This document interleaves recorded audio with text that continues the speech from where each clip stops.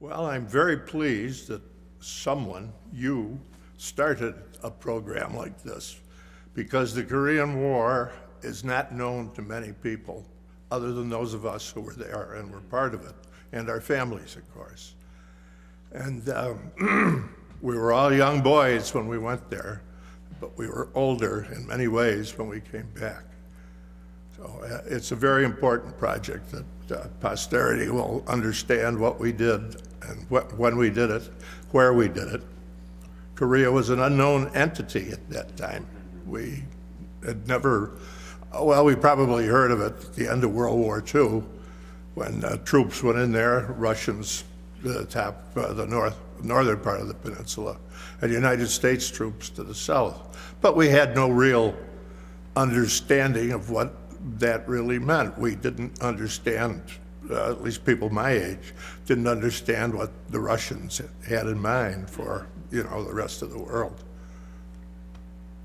So at the time, when you guys say about Asia, what country did actually hit upon your head and your mind? What country that stands out when people began to talk about Asia? Japan, because that was our enemy for so many years. And then China was an ally at that time, at least Chiang Kai-shek's part of China, the nationalists. We knew nothing about communism or communists, nothing. So you didn't know about Korea at all? No. No. The first I heard of Korea was the day I graduated from high school, because that's the day the Korean War started. You mean June 25th? June 25th, Of 1950? 1950. So how old were you, and could you identify your name and age and your family members as much as you? Yeah, my name is Bill Burns. I was born in Auburn, New York. Graduated from high school on June 27th, but we had a ceremony on June 25th. And the talk at that ceremony was all about the war, the Korean War, the attack crossing the 38th parallel in Korea. We didn't know what it meant, especially what it would mean to us. But eventually, my high school class, as I recall, we had 59 boys in the class. 4 of them died in Korea. 4 of them? 4 of them, yeah. And many wounded also. But we certainly learned a lot about Asia in the following years. I think all but 4, probably 55 of us enlisted. 55? Out of 59 boys, yeah. Well, that was a very patriotic time in America, because World War II was not over very long, just under 5 years. And most of us growing up during World War II hoped that it would last until we could get in there and be part of it. Little did we know. But weren't Americans tired of fighting in the World War II, so that another war broke out? People, I thought, they would be sick and tired of it. Well, the general population didn't pay much attention to it. The military services in the United States had been cut down to almost nothing after World War II. And the initial attempts to assist the South Korean government didn't meet with much success, because the Army and Marines, all the services were understaffed, and those that were part of the Army right at that point had very little training. They were really occupation troops in Japan, more like policemen than soldiers. So you enlist yourself I did, to yes. join the army, or drafted? No, I enlisted. And all of your classmates also enlist themselves? As far as I know, yes. Ah.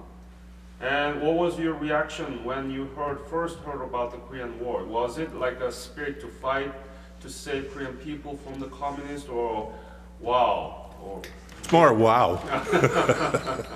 Yeah, we were going to be soldiers. We couldn't really wait to be part of it. Although in my particular case, I went to college for 1 year after I graduated from high school. And then I enlisted in the Army, because all my friends were enlisting. Nobody, all my pals were there in the So- service. So it wasn't right after the graduation of your high school, but after A year after for me. Others went right away, but it was a year for me. So what was your specialty and what was your unit, and when actually did you get the basic training? Well, I got the basic training at Fort Dix, New Jersey in early 1952. 52. Yes. And my MOS, my military occupational specialty, was I was an infantry scout. And I had some advanced training. Could you spell out more about the infantry scout? Well, we were in an intelligence gathering situation where we patrolled different kinds of patrols, reconnaissance patrols to see what might be out ahead of us, ambush patrols to take care of Chinese patrols, you know, at the nighttime. And I also flew in the back seat of a small aircraft over the front lines for two different reasons. First of all, for intelligence, and secondly, to help adjust artillery and mortar fire on the enemy positions. So it's far most front line of the battle, right? Yes, And far most dangerous positions yes. to take. Wow. So how long was your basic training? 16 weeks, 16 weeks. yes. What did you learn from there? Was it long enough, or what was Oh, yes, it was long enough, but because basic training is just that, basic. You learn, you know, about your weapons and how to fire them and how to repair them and all the things that soldiers need to know, you know, to exist, really. And then advanced training came after that, the scouting part of it and the intelligence part of it. And it was a very good experience for me learning those things, you know. What was your family's reaction to your decision to enlist yourself to Well, go to oh, the war to Korea? Yeah. And what was like the overall sort of atmosphere right before you shipped to the Korea? Well, my family, I was not married at the time, my mother and father and two brothers. My father was a veteran of World War I and very badly wounded and decorated, but he did not discourage me from enlisting. I'm sure that he thought it was a thing that I should do. And we had other veterans in our family from World War II, cousins, and many cousins of World War II, some of whom were prisoners of war of the Germans, not the Japanese. But there was, as I said, a very great patriotic time, and if my mother and father were against it, they certainly never told me that I shouldn't go. What was your friend's reaction or any other relatives My friends were all in the service. on the service? Yes. So, actually, when did you leave for Korea? In November of 1952. November of 1952. And where did you station? What was your first impression when you saw the Korea for the first time? And what was like the reality there when you began to fight?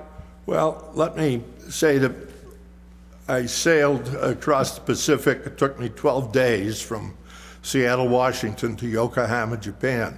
Then I spent 4 weeks in Japan in advanced training. And they had just come offline when I got there. So we had another month or so of training, and then we went up and relieved the British, the Commonwealth troops, Australians and Canadians, up in an area called the Hook, which is West Central Front. Front of where? But Incheon, around Incheon? oh no, it or was Seoul? north of Incheon, really not far from Chorwan and Kumwa. So that's where I spent the majority of my time up there. So that was during the winter, right? Yes, it was. What did you learn at the advanced training while you were staying in Japan? Well, just more to make me as professional as I could possibly be in a short time in the job that I was going to have to do.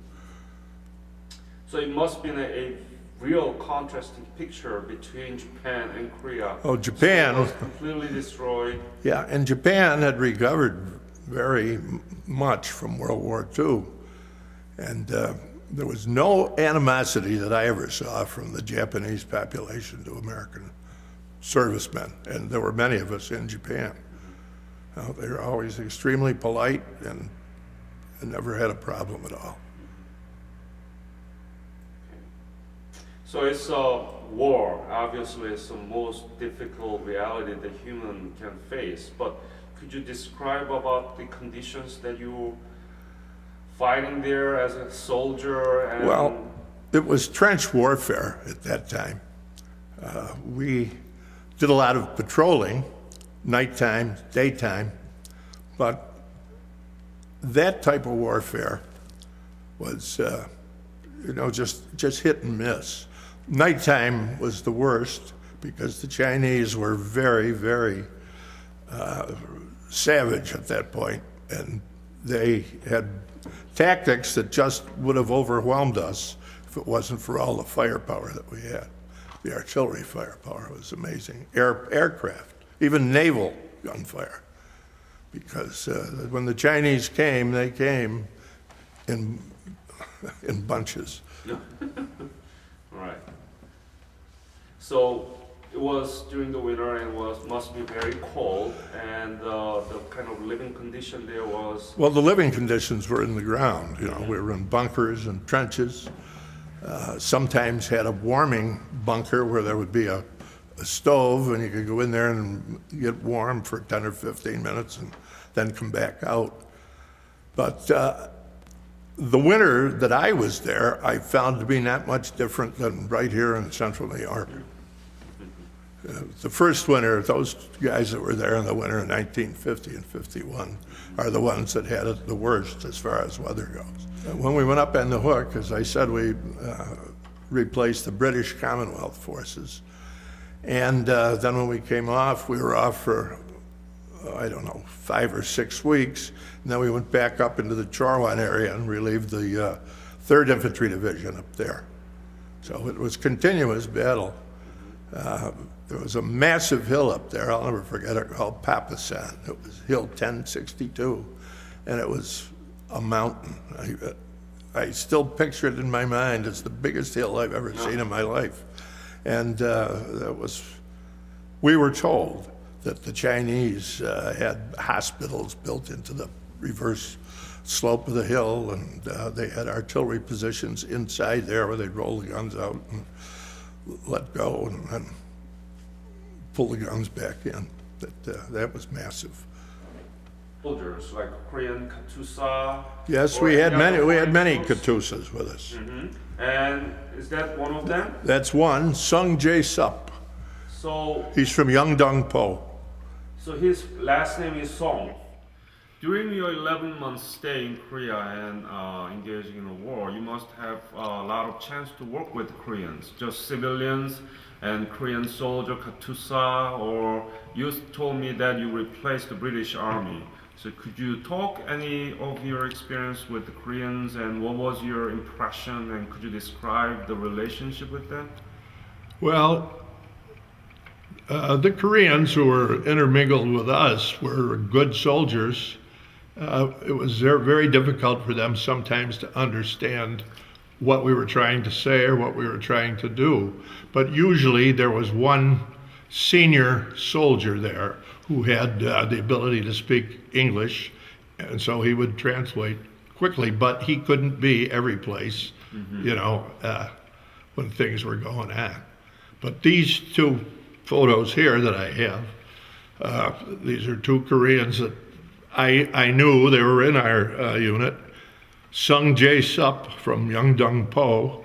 His rank was Il-dong-byong. Il-dong-byong, Yeah, corporal. Mm-hmm. And when I learned that was his rank, I called him Il-dong-byong, and he loved it. Now this other one is Kim Pyong-rae, who was another Katyusha with us. Very good pronunciation. Yeah. And? would just like to say that they were very good soldiers. Again, there were probably 10 or 15 with us, but they were the only two I really knew. How many were you in your infantry? How many soldiers? From Well, America? we were in a company. It was supposed to be roughly 200, but if we had 100, it would be a lot. And that 200, you work with 15 to 20 Korean Katyusha? Yes, yes. And other foreign troops that I met, Australians, Brits, Scottish, Canadians, all great soldiers, great soldiers. And we were very happy that they were there. How old were those two Korean soldiers? Well, I would remember? no, I would say Kim was probably older than, you know, the run-of-the-mill American GI, but he was possibly 25. But Sung Jae Sup was a young fellow like we were, you know, 19, 20 years old. So what do you think if we put out your interview and with this picture available in the internet, do you think that there will be a chance for them to look at it and get back to you about this? If they're still living, it'd be wonderful. Isn't this wonderful that we have this digital technology Oh, and yes. internet so that it actually transcends the temporal and spatial limitations? Yes. Oh, it's wonderful. I enjoy my computer very much because I can go all over the world while I'm sitting in my little room where I have the computer. I go to Ireland often because my family is Irish, but I go to Australia, anywhere in the world. Great. So during your service in Korea, what was the most challenging, most difficult, or most happiest moment or rewarding memories that you want to share with us? Well, happy moment, obviously you're going to have to say that it was the day the war ended. Everyone was pleased to see that happen. The worst experience, really personal experience to me, was learning that a friend of mine, after the war was over, stepped on a mine and he lost his right leg and his right eye. And I didn't know whether he died from that or not until 1995, when we were in Washington, D.C., for the dedication of the Korean War Memorial. And I met, this guy was from Holland, he was a Dutch soldier. And I met some Dutch soldiers and asked about this particular fella, and they said he was still living. So that pleased me 40 years later, you know. That's amazing. Yeah, Oh.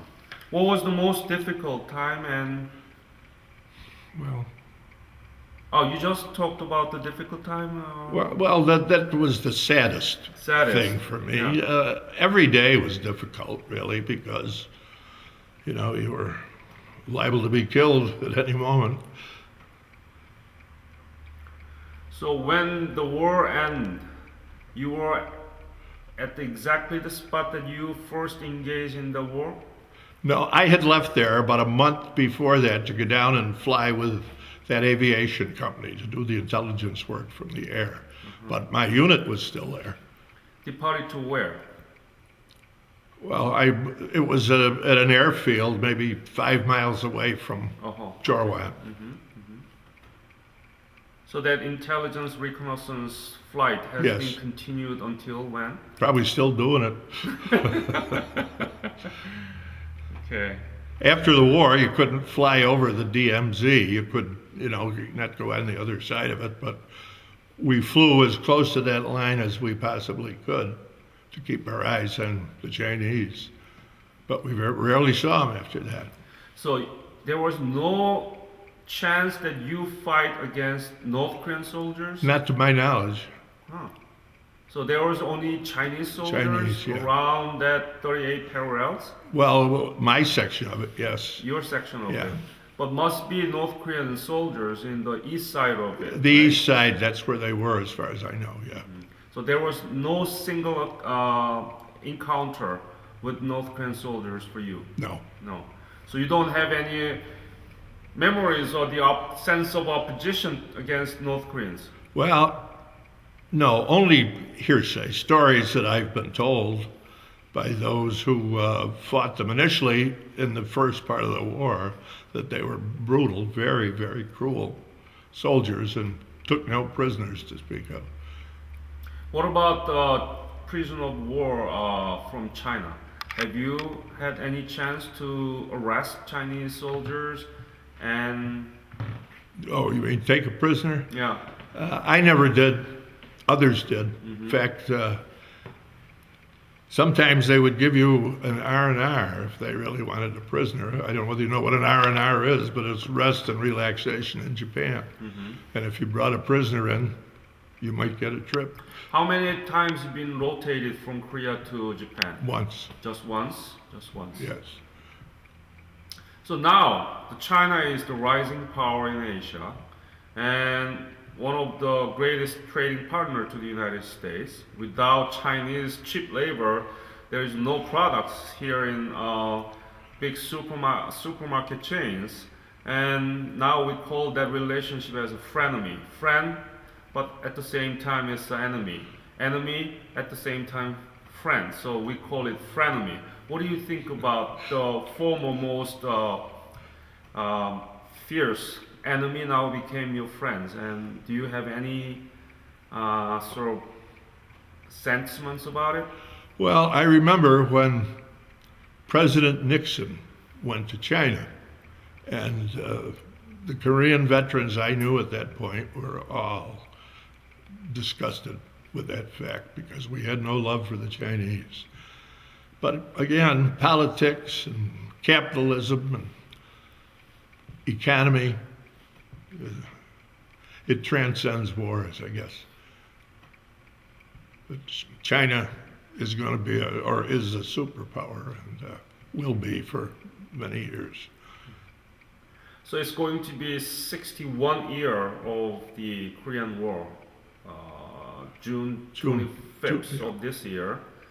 And what if this Korean War Veteran Digital Memorial contains and hosting the soldiers from other countries, including your former enemies? I don't know what we would do about that. I would probably like to talk with them anyway. Are you willing to talk with them? Yeah, I think so.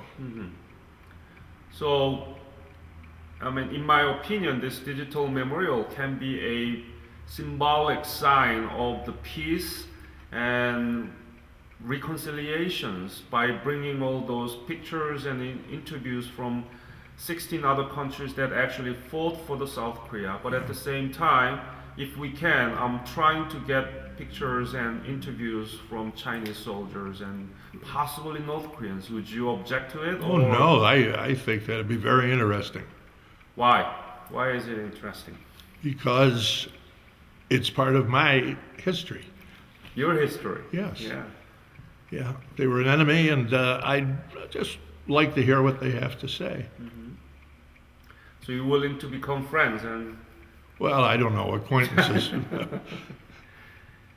So when did you discharge from the military? April and when did you depart Korea? I departed from Korea in early February 1954. And I was discharged from the Army in April of 1954. And so it was a great homecoming because all my friends were in the same position. Everybody's being discharged about that time. So we had a great summer of 54. Did you actually stay with your friends that you graduated from Auburn in Korea? Or I only saw one. Only one? Yes, and as I said, I'm a Roman Catholic. And I was going to Mass and Communion prior to going back up into the trenches.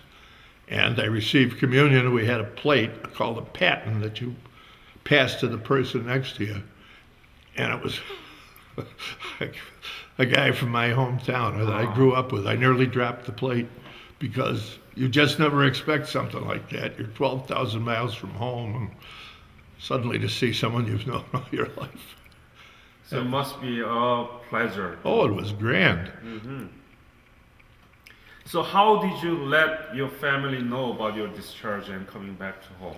Well, I wrote to them. In fact, I wrote a letter every other day to my mother just so she would know that I was still alive, because sometimes when people were injured or killed, it took quite a while for the news to get to the family. So I wanted to keep my mother reassured that I was alive. Yeah, it was not a lengthy letter, just a few lines of general talk, and had it mailed. The mail was great because it was free.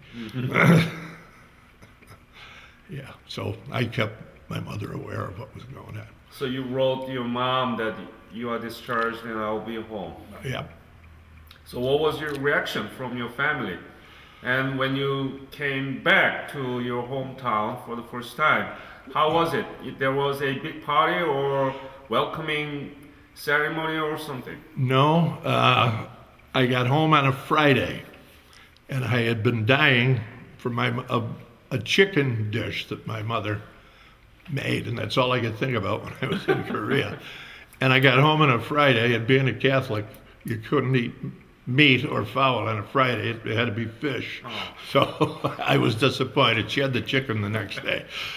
But I got out to see my friends after a day or so, and it was just great to be with them. But I remember a fella saying to me, "Bill, I haven't seen you in a long time. How's it going? Where you been?" He said, "Where do you think I've been?" And he said, "Oh, I forgot about that." So the Korean War was not really a topic that the American people paid an awful lot of attention to. Why do you think it's been said to be forgotten? Why is it? Is that because of the World War II just ended, or was it because that the Americans didn't know anything about Korea, or why do you think that it's been known as forgotten war? I'm so sorry to hear that so many times. I think that the Vietnam War was so unpopular, and it got so much press. It was in the news every day, and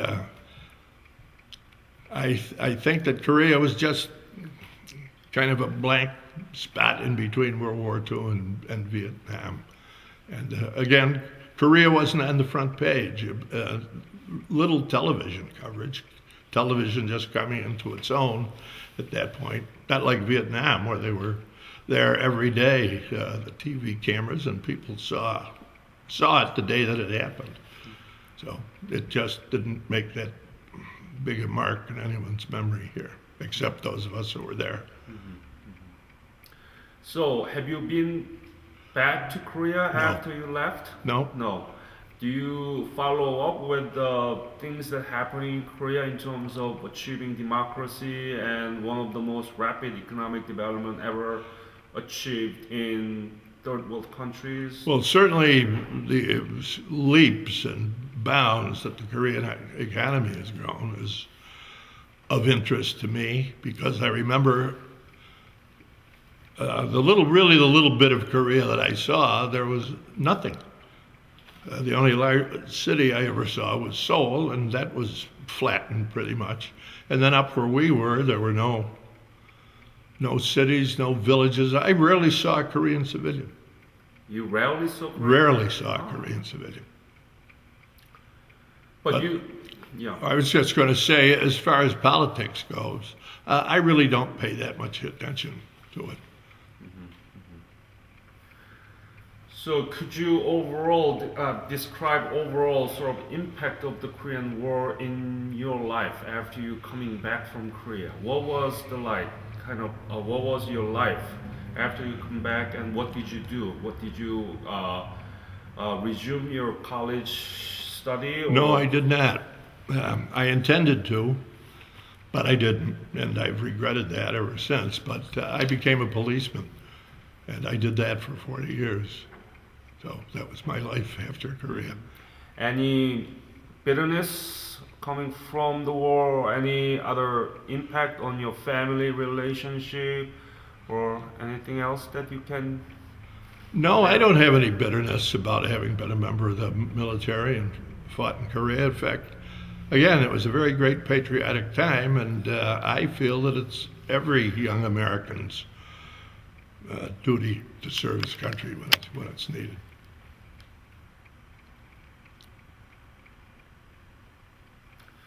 So what do you think if there is another war breaks out in Korean War? We don't want to even imagine about it. But what would you do if you are the young and you are called to serve? I would serve. I would serve, but I think any wars today are going to be 1 or 2 day affairs.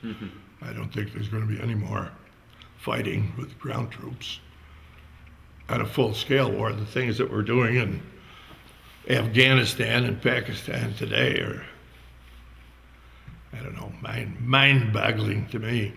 I don't know why we bother. Losing a lot of boys over there, and girls now. Yeah. I hate to think we're the world's policemen. We were for years, but I don't know if it was necessary or not. Certainly the Korean War was necessary because it was time to put a halt to the communist aggression and the communist plan to, take over Asia, Europe, and eventually the United States and Canada. But I think we put it to bed there because they knew we'd fight. Yeah, this is a different era. It's now the main enemies of the United States is terrorist group, Yes. Al-Qaeda and Taliban, and fundamental Islamic sort of terrorist groups. So that there are wars in Afghanistan and Pakistan and Iraq.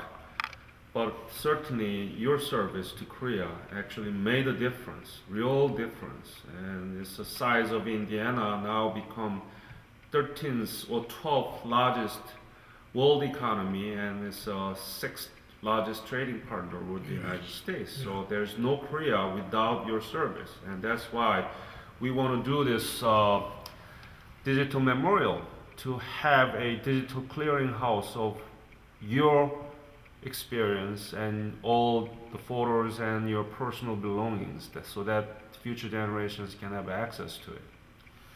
I'm very pleased that you're doing it. So since you haven't back to Korea, you might not have some sort of sense of contrast before and after the picture of the Korea. But what do you think that is the legacy of Korean War veterans in terms of this, one of the strongest alliances between these two countries, and what Korea is now for? What is the most important legacy of Korean War veterans? Well, that's a difficult question. I think our legacy is that we will always be known as those who brought Korea to the situation that it has today.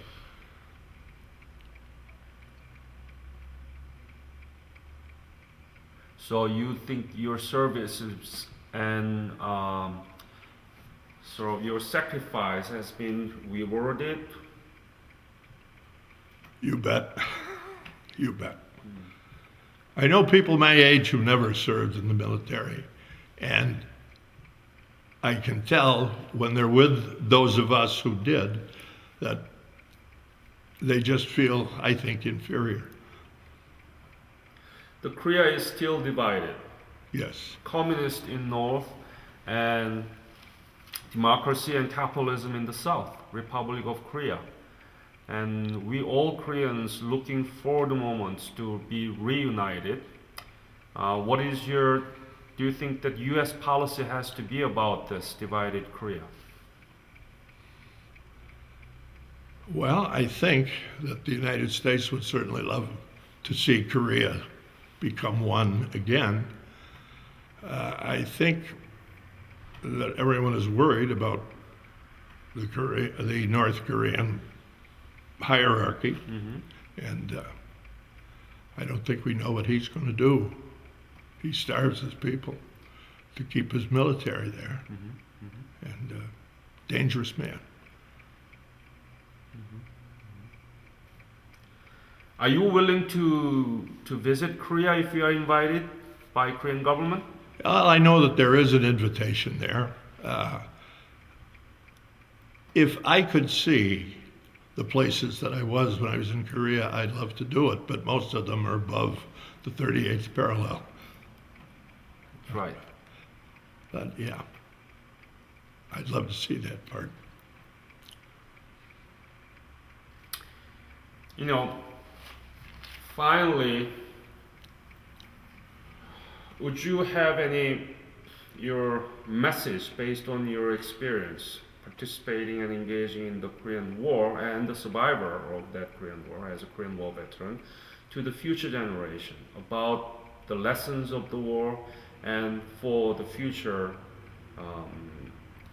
engagement of any American military intervention in other countries or participation? Well, it depends for what reason it would be deemed that we should participate in a war in another country. If it's to stop communist aggression, that's what is perpetrated by Red China and North Korea, then I think that we probably should participate. But again, it's going to be a much different war than the world has ever known if that should happen. So there has to be some cool heads before it's decided that we go all out and go to war. Again, the terrorists, they're a bigger threat than the communists at this point. And you can see that from September 11th, 2001 at the World Trade Center. I don't know, they scare me. Any specific message to your grandchildren about the war and Korea and the relationship between these two countries? I've never discussed it with my grandchildren. They probably don't want to know about it. They don't have the kind of patriotism that we had when we were young men, I don't think. But if they should ask, I'd be happy to tell them. How many grandchildren do you 4. have? 4? How old they are? Well, one boy 28, one boy 26, one boy 20, and a girl 14. All grown up. Almost. Okay. Any, the main perspective of this Korean War Veteran Digital Memorial is to have your own views, your own experience, and your own eyes to look at the Korean War, not from the politicians or the political leaders or the scholars who study about Korean War. So, could you just make any comments about that point? Your own eyes. Well, that's a difficult question. I can only say that I was there to do what needed to be done, myself and a million other young guys. But we got it done, and I'm sure that if we had to, we'd find a million others to get it done too. Great. Thank you so much. My Thank pleasure. you so much for your interview. Thank you. Yep, and sharing that stories with us.